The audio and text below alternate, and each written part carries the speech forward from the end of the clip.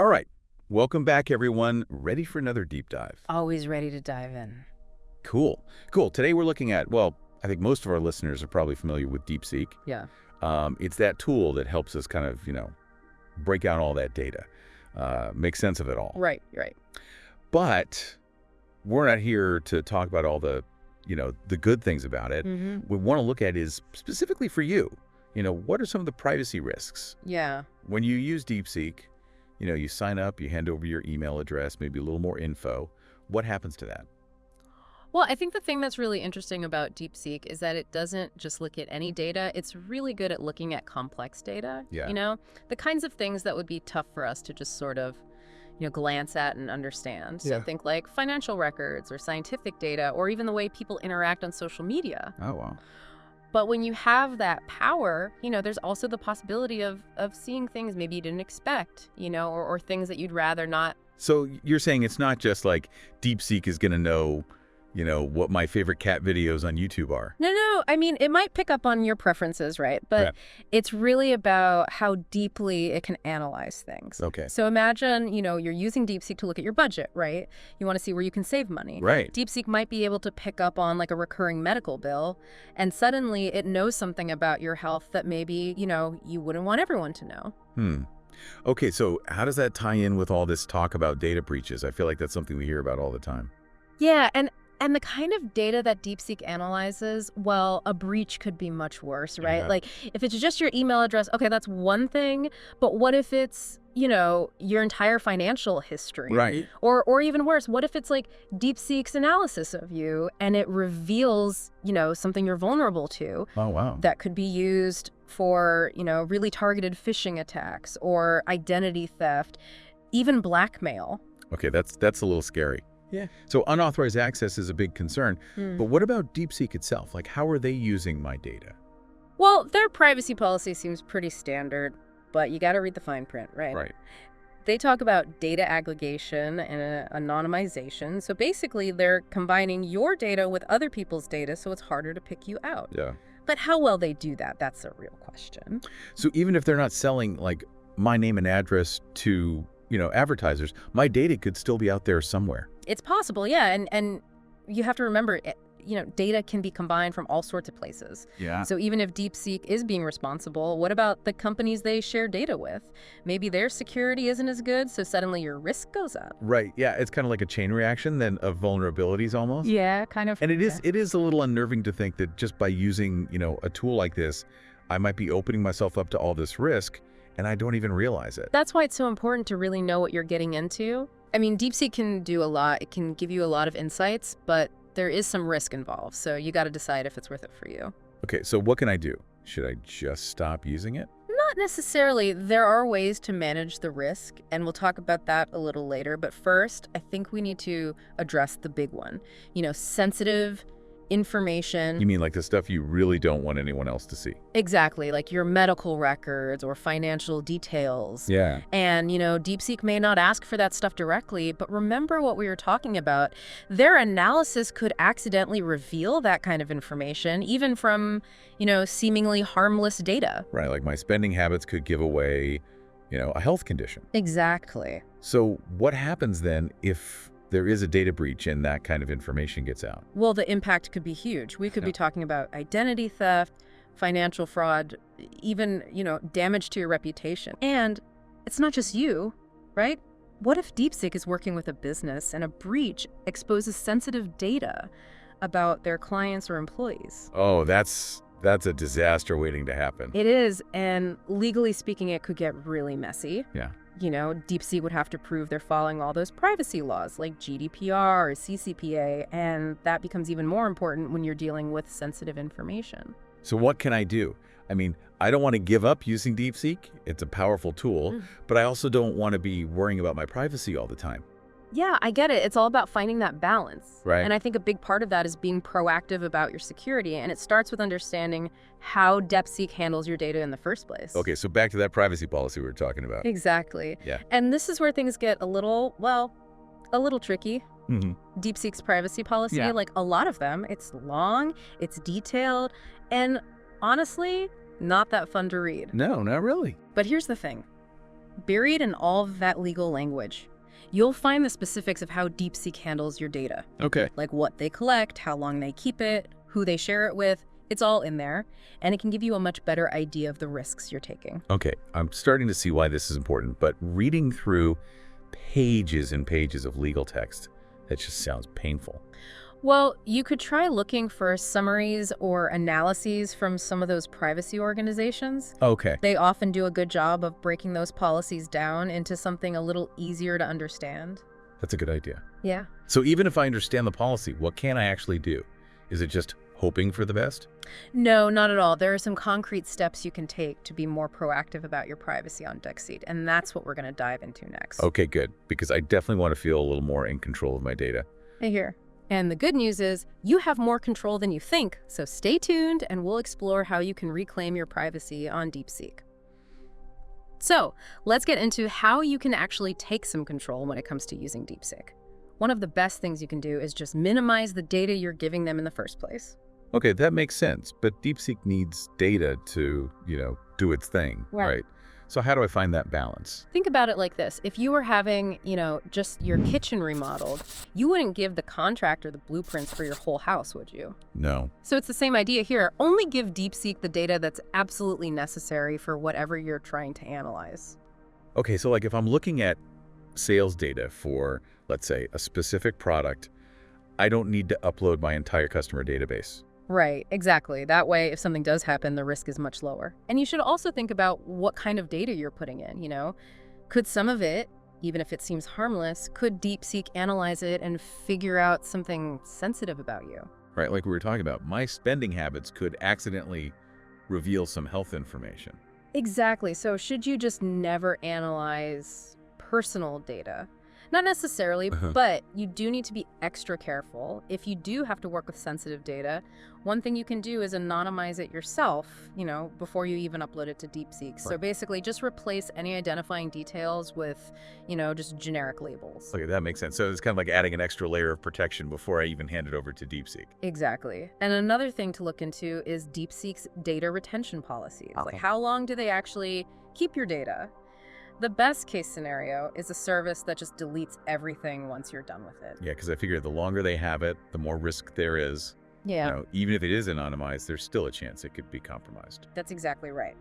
Now, this next one is a little more technical, but have you ever heard of differential privacy? Not really. So it's this technique that DeepSeek could use potentially to add noise to data that's been aggregated, so it makes it even harder to figure out information about individuals, but you can still get useful insights from it. Okay, that sounds pretty complicated. Can you maybe explain that a little more simple? Sure. Imagine you're trying to figure out, the average salary at a company, but you want to make sure you're protecting everyone's privacy. Right. So with differential privacy, you would add a little bit of randomness to each person's salary before you calculate that average.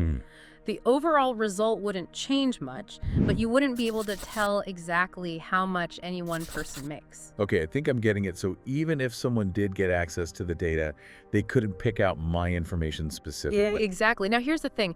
DeepSeek doesn't actually use differential privacy right now. Oh, okay. But it is something they could implement in the future, and if they did, it would really improve user privacy. So it's something to, keep an eye out for. It sounds like it could be a big deal. It really could, and this brings up a good point. Sometimes we have to think about collective action. Okay. As users, we have power. We can actually speak up and demand that platforms like DeepSeek make privacy a bigger priority and, use technologies like this. Right. So it's not just about what I do individually, but we can all work together to make sure there are better privacy standards in place. Absolutely. Now, besides pushing DeepSeek to do better, what else can you do right now to protect yourself? Well, be really careful about what you're exporting from DeepSeek. Okay. Just because you took steps to anonymize the data you put in doesn't mean that the results, the stuff you get out of DeepSeek is automatically safe. Can you give me an example of that? Sure. Let's say you're analyzing customer demographics, right? Yep. And you create a report that highlights certain spending patterns. Even if that report doesn't have any names on it, someone could still use that information to target specific individuals, especially if they have other data to combine it with. Yeah, I see how that could be a problem. Right, so it's not just about what goes into DeepSeek, it's also about what comes out. Right. Anything you get from DeepSeek, any insights, reports, treat those just as carefully as you would the original data.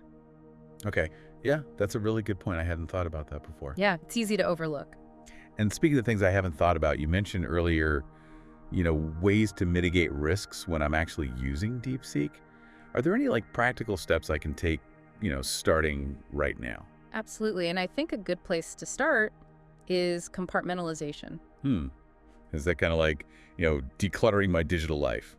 It's similar, but it's really focused on security. Okay.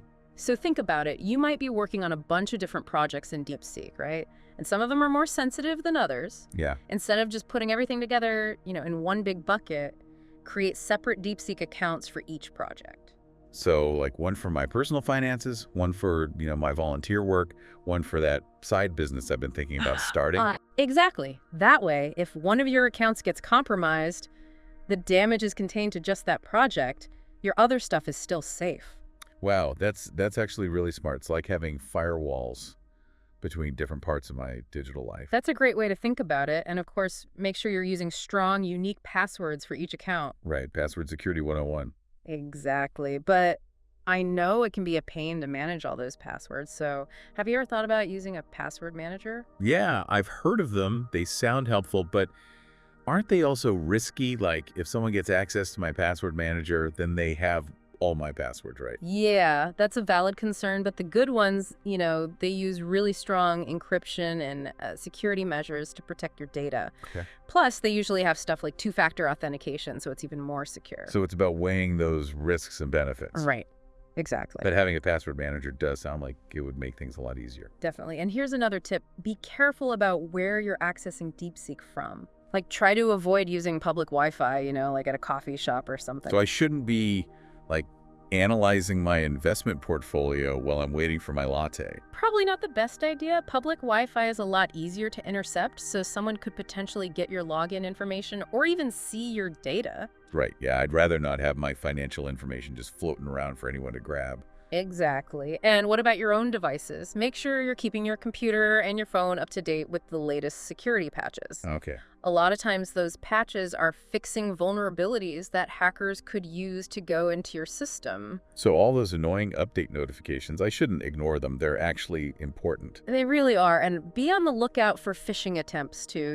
Hackers might try to trick you into thinking they're DeepSeek so they can get your login or other sensitive information. Right, they might send an email that looks official and ask me to click on a link or download something. Exactly. Always double check who the email is from and hover over any links before you click on them. Okay, good to know. It's like a constant battle, isn't it? We have to stay one step ahead of the bad guys. It can feel that way sometimes, but the more proactive you are, the better you can protect yourself and your data. This has been super helpful. I feel like I have a much better idea of the risks now and how to actually deal with them. I'm glad to hear that. But remember, privacy is a conversation that's always evolving. Right. As technology changes, the threats change, and the solutions change too. So we have to stay informed. That's the key. But what about DeepSeek itself? Are there any features or settings that you should be aware of? Yeah, let's talk about that. Yeah. All right, so we've talked about minimizing the data we put into DeepSeek. We've talked about compartmentalizing our projects and being really careful about, what we take out of DeepSeek. But DeepSeek itself, it must have some features, right? Some settings that can help us with privacy? Oh, absolutely. They've built in some things that can really help. Let's start with access controls. Yeah, okay. DeepSeek lets you set different permission levels for anyone you're collaborating with. Oh, okay. So if I'm working on a project with a team, I can control who sees what. Exactly. You can give some people view-only access. They can see what's going on, but they can't change anything. And then others can have full editing rights. So that way you're only exposing sensitive information to the people who really need to see it. That makes sense. But what about if I'm just using DeepSeek on my own? Are there any individual settings I should be looking at? For sure. One of the most important ones is two-factor authentication. Right. I've heard of that. It basically adds an extra layer of security to your account. Okay. So on top of your password, you need a second thing to verify it's you, like a code from your phone or something. So it's kind of like having two locks on your door. Exactly. It makes it way harder for someone to get in, even if they do manage to get your password. Okay, so two-factor authentication, that's a must-have. What else? DeepSeek also gives you a lot of control over how your data is shared. Yeah. You can actually choose what types of data you're okay with them sharing with other companies and what they can use it for. So I could, stop them from using my data for targeted advertising if I wanted to. Exactly. You can even opt out of data sharing altogether if you want. Okay, good. So at least I have some say in where my data goes. Absolutely. And don't forget to check their notification settings too. Okay. You can set it up so they alert you if they change their privacy policy or if someone else accesses your data. So I can stay up to date on what's happening, like if there are any new risks or if their policies change. Right. It's like having a watchdog looking out for your privacy. I like that. Speaking of watchdogs, what about those privacy browser extensions? Do those work with DeepSeek? Some of them do, yeah. Those can help stop DeepSeek and other websites from tracking what you do online. So it's like an extra layer of protection for my privacy. Exactly. They can be really helpful. Okay, I'll have to check those out. It seems like a pretty easy way to, boost my privacy. Yeah, for sure. And one thing to remember is that DeepSeek is constantly evolving. Okay. They're adding new features all the time, new things it can do. So it's not like I can just set it up once and forget about it. Right, you have to stay informed about those new features, especially if they have privacy implications. So check their blog, follow them on social media, and maybe reread their privacy policy every now and then. Right, it's like a constant learning process. Yeah. We have to keep up with how the technology changes. That's the reality of living in the digital world. But the more we understand how these tools work and what the risks are, the better we can protect ourselves. This whole deep dive has been really eye-opening. I went from feeling kind of overwhelmed to feeling like I actually have a handle on things now. I'm glad to hear that. Knowledge is power, right? And when you take steps to protect your privacy, you're not just helping yourself, you're contributing to a culture where privacy matters. Right. We all benefit. Exactly. Well, this has been great. Thanks for, taking this deep dive with me. I feel like I've learned a lot. My pleasure. And to all our listeners out there, you're not alone in this. There are so many resources and communities that can help you protect your privacy online. So don't be afraid to ask questions, look for guidance, and stand up for your rights. That's right. Your privacy is important. So stay vigilant, stay informed, and most importantly, stay empowered. And until next time, take care.